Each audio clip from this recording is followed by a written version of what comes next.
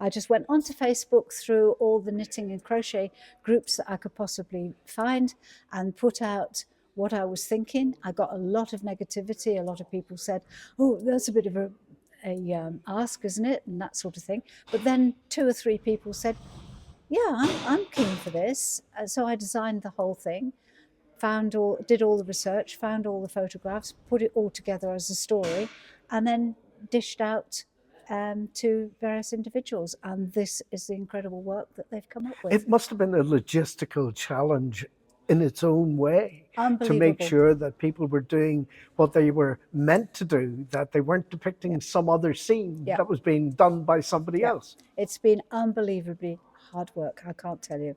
And I do confess to working 7 days a week, 16 hours a day for 18 months. And we're bringing out a second one. Sure. That is called Britain at War.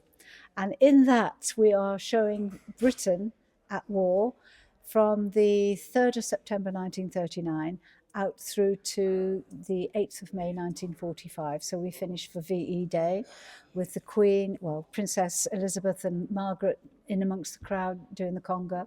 We've got things like, and the Enniskillen ladies are doing this, they're doing the scene of Belfast, because in actual fact, the Americans arrived, and their first place that they arrived in the United Kingdom was actually Northern Ireland, Belfast, in 1942. So the Enniskillen ladies are doing that scene.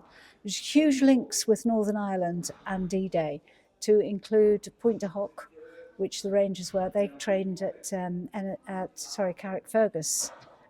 So there's all of this has been peeled back from doing the research of this.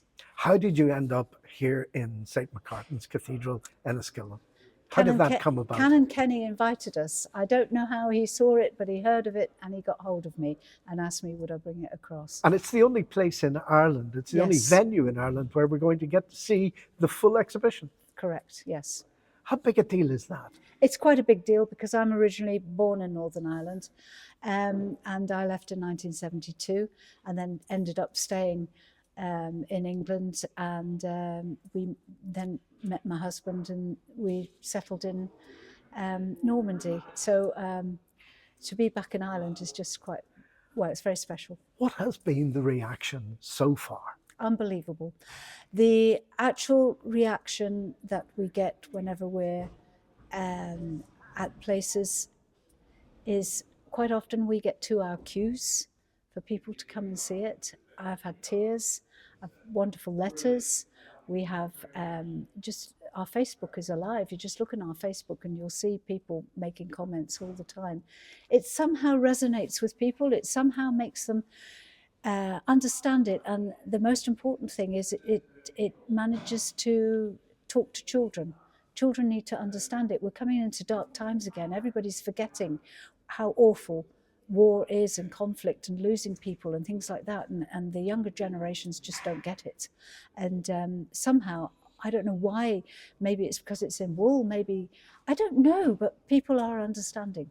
And they're taking notice. The physical act of getting the exhibition in all its boxes to Enniskillen was a bit of a challenge in its own right. You had to cross the North Channel from Scotland to Northern Ireland. And of course, I think Brexit intruded.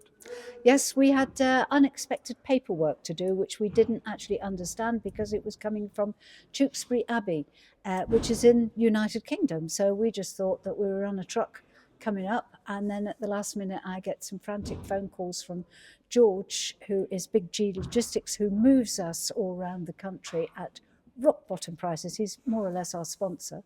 And George was ringing, well, he rang my husband. He wouldn't tell me that there was a problem in case I was stressed out.